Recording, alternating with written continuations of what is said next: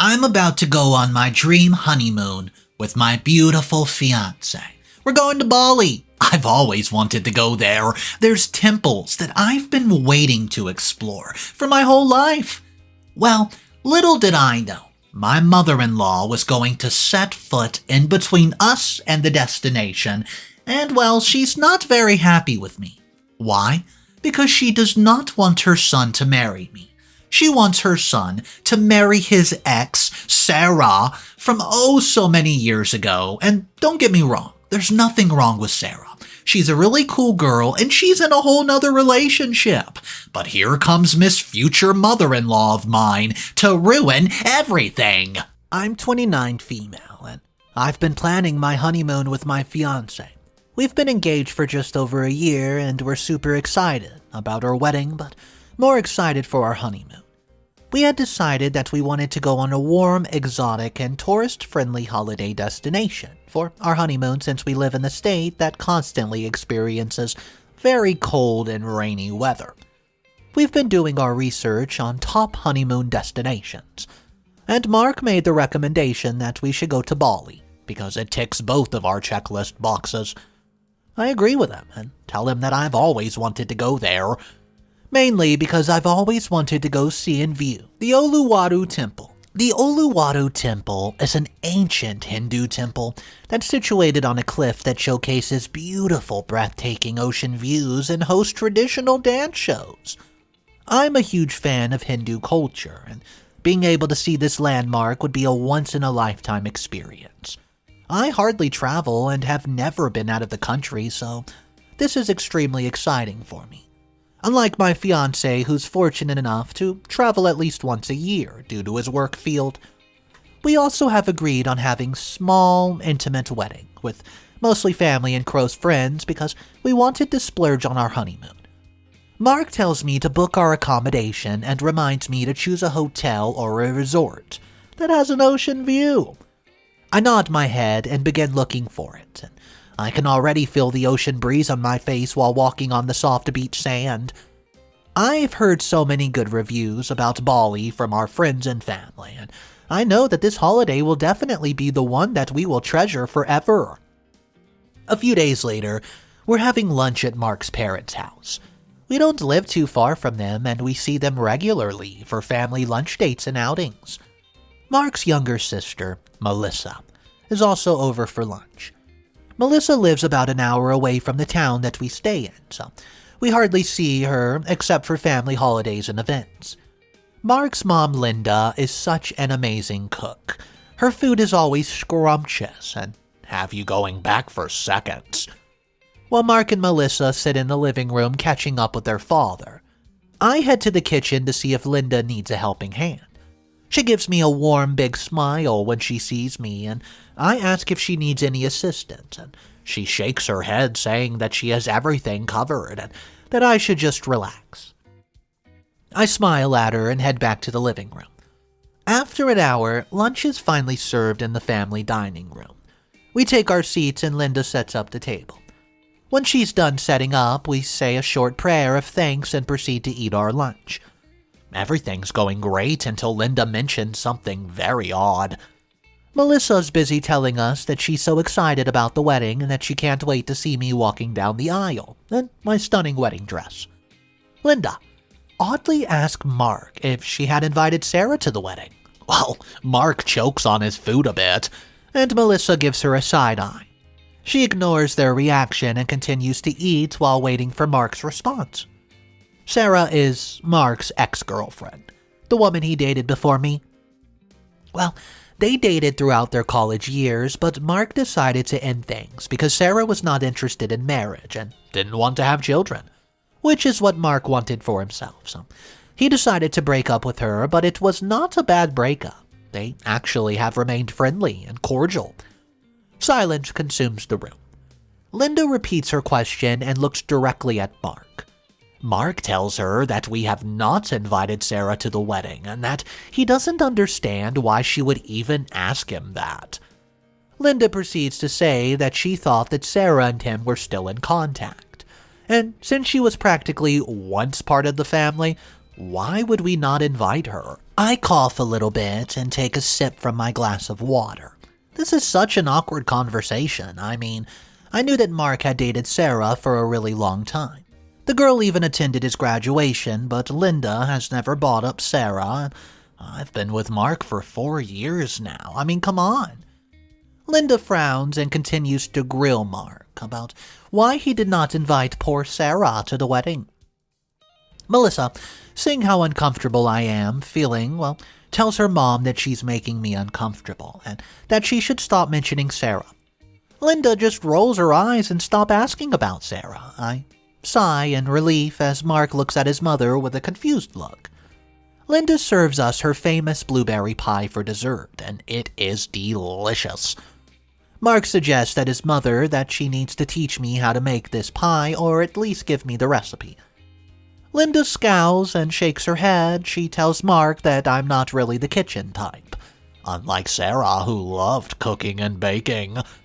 Melissa gently taps her mother on the shoulder and instructs her to stop it. Linda flashes me a fake smile and apologizes, claiming that she's just joking around with me. I tell her it's okay, and excuse myself from the table, and I go outside just to get some fresh air. Linda's attitude has been completely off today. I've never seen her act this way. She's normally sweet and kind to me. But today all she did was bring up Sarah and her amazing culinary skills. I mean, I'm a fairly good cook, but due to my hectic work schedule, I hardly have time to be in the kitchen trying out new recipes. Maybe Linda is experiencing wedding jitters. Her firstborn is getting married, and Mark is a bit of a mama's boy. So maybe she's just nervous about her son getting married and now having to get used to the fact that she's the second most important woman in Mark's life. Mark comes behind me, giving me a reassuring shoulder rub. He asks me if I'm okay because I've been outside for a while now, and I smile at him and tell him that I'm okay. I just needed some fresh air. We go back inside, and Linda's attitude seems to have improved all of a sudden. She takes my hands, and we take a seat on the couch where there's 2 mugs of hot chocolate with marshmallows on the top. She tells me to tell her all about what we have planned for our honeymoon, because when she and Mark's father got married, they could not afford a honeymoon. Well, I smile at her, and now this is the Linda I know and love. I take my mug of hot chocolate and start telling her about what we had planned for the honeymoon. I even mention the excursions that we're thinking of participating in. Linda just smiles and nods her head while I chatter away. Update number 1. A week has passed since the awkward lunch, and I've been busy with wedding planning and work. While I'm busy looking through catering companies, somebody rings the doorbell. Mark goes to answer the door, and it's Linda at the door with a tray of fudge chocolate brownies. She hugs Mark before entering, and she also hugs me and smiles. Mark immediately takes a brownie and starts munching on it. While eating the brownie, he asks Linda what brings her here. She tells us that she has a surprise for us, and this could not be told over the phone. Me and Mark look at each other with excitement, and she tells her that she would like to buy our plane ticket for our honeymoon as her wedding gift to us. I scream with delight, and I give Linda the biggest hug ever. Mark joins in on the hug, and I can see that he's gleaming with excitement. Linda tells us that it's not really a big deal. She just wants us to enjoy our honeymoon to the fullest, and that I sounded so excited when I told her about it, so she thought this would be the perfect wedding gift. The plane tickets were the last item we had to pay for regarding our honeymoon, so when Linda offered to buy our tickets, our honeymoon is now fully paid for and we relax a bit. Now, it's just wedding planning stress. Linda asked us to write down our details so that once she gets home she can buy and book our plane tickets. We write down our personal information and we can't stop thanking her enough. I then ask her if she would love to stay for dinner. I'll be making my famous pasta and chicken dish. And she tells me that she's in a bit of a hurry because she wants to get our tickets sorted, but she'll definitely come by next week with Mark's father for dinner. We say our goodbyes and off she goes. I head into the kitchen and start preparing dinner. Mark walks in munching another brownie. I tell him that's so sweet, that his mom thought of paying for our plane tickets, especially after the awkward lunch with her mentioning Sarah and inviting her to the wedding. Well, a few weeks passed by, as promised. Linda got us the plane tickets for our honeymoon trip to Bali. She came over with our travel documents the day after and everything was confirmed with the flights. The wedding is a week away and we're leaving for Bali the day after the wedding. One afternoon, I get off work early and find Mark at home on his laptop. I notice that he's received a countdown email from the airline we're using. I ask him about the email and he tells me that he has been receiving these countdown emails from the airline since the day his mother booked the ticket. He raised his eyebrow and asked me if I have not been receiving these emails. I shake my head and take out my phone and check the emails, and the airline has not been sending these to me. The only email I have from them is the booking confirmation email that Linda forwarded to me. I tell Mark that I have not been getting any emails from the airline. Well, at this point, I start panicking, and Mark quickly stands up to calm me down. He holds me tight and brushes my hair gently. He tells me to calm down and that we're going to sort this out. We decide to call Linda, and she answers on the first ring. She sounds very cheerful and greets us with a lot of joy. Mark immediately explains what's going on, and I'm still calming myself down so I can't really speak. Linda doesn't say anything for the moment, causing me to get very anxious. She then calmly says, "Don't worry, there's no need to worry," to give her a moment to check the laptop, and we wait for her, and after a few minutes she first apologizes to me.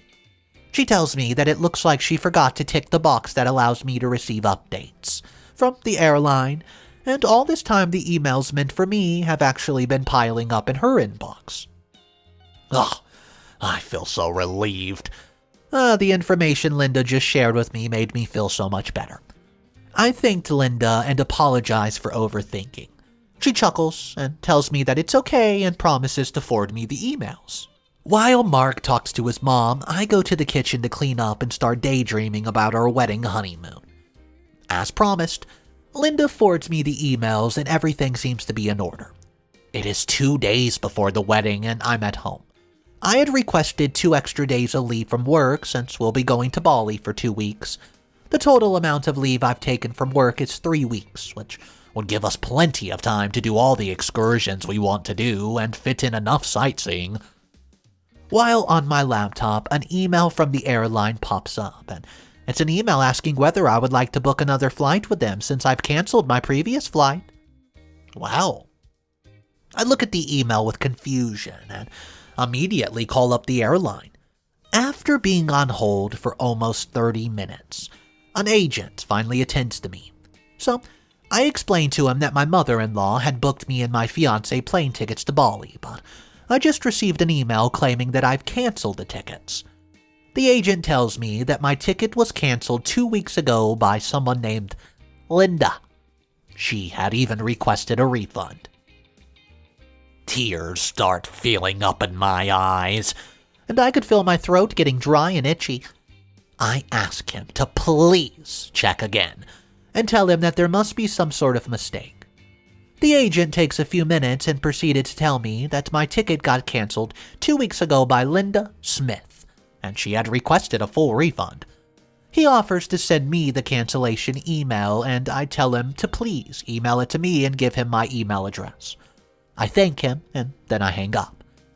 I'm confused by all this. How come I never received any emails regarding the trip but Mark did?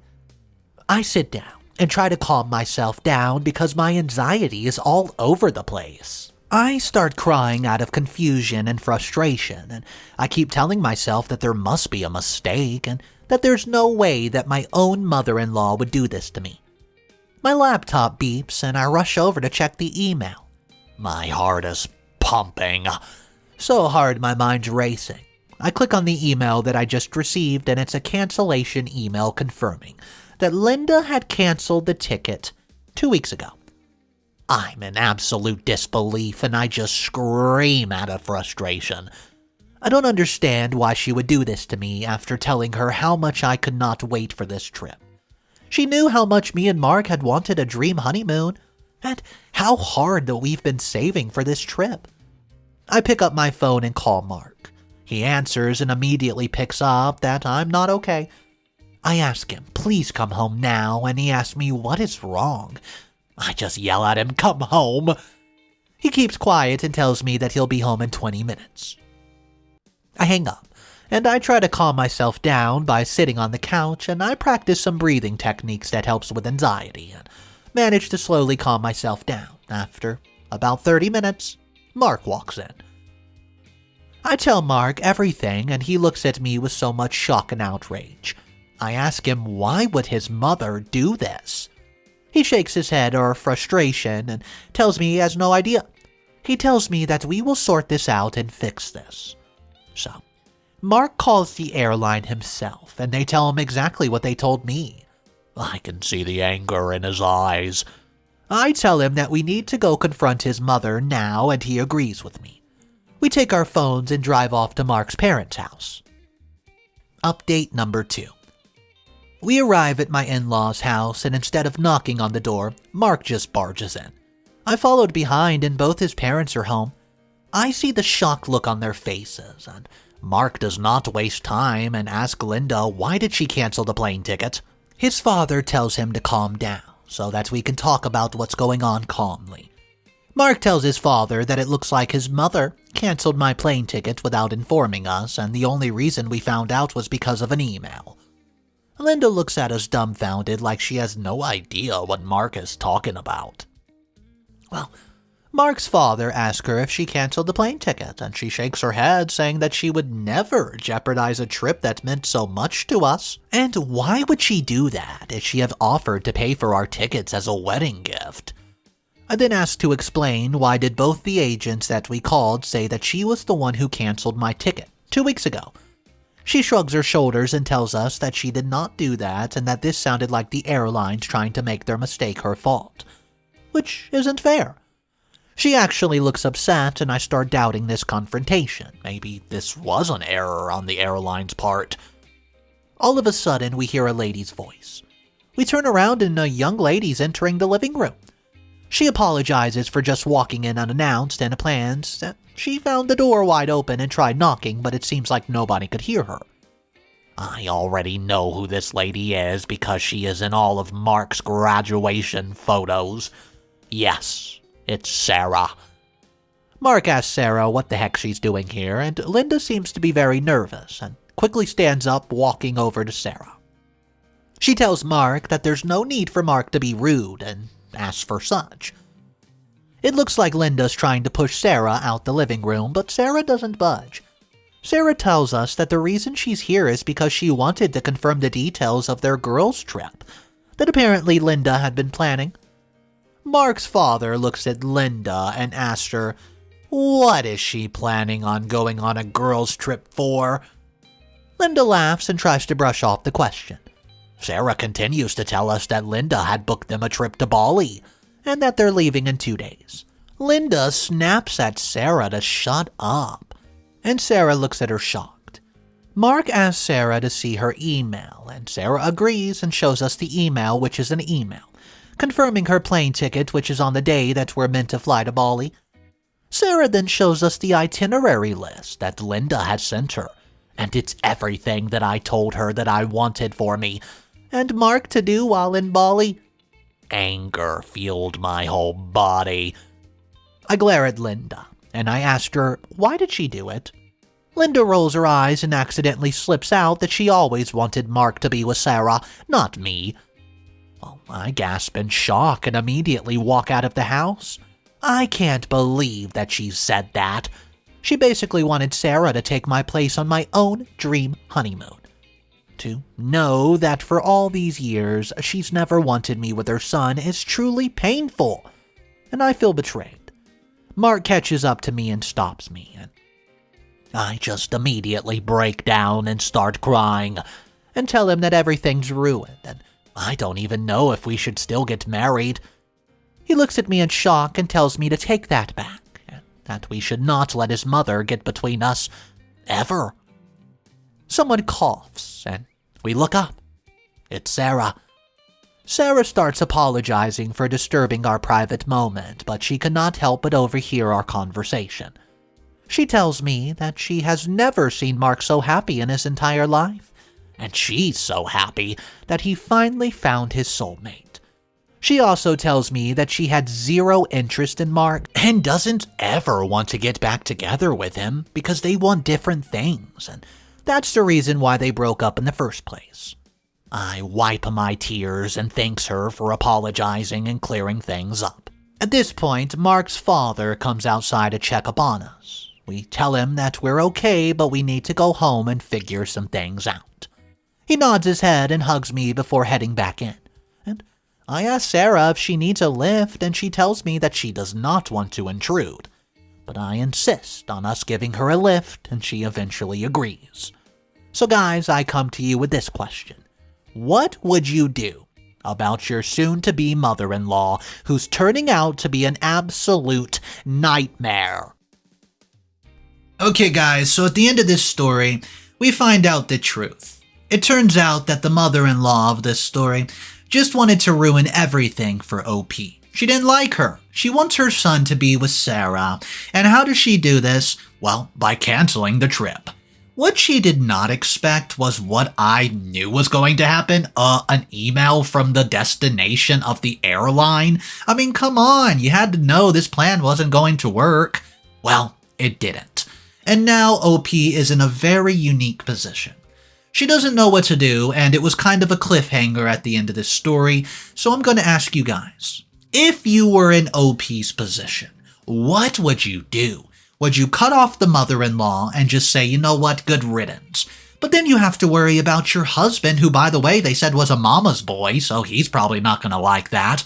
Or you're going to have to deal with this lady, who you know tried to sabotage your marriage. This is just a hard, difficult situation to be in, and I want to hear from you guys what you would do. Drop your comments down below. If you're new to the channel, welcome. My name's Mr. Reddito. I narrate stories every day. We cover topics like mother-in-law dramas, like today, inheritance stories, Karen in the Wild stories, relationship stories gone wrong, even neighborhood disputes, which includes the homeowners organization. So guys, I'll see you in the next one. Smash that subscribe button, and remember, it's cool to be kind. See ya.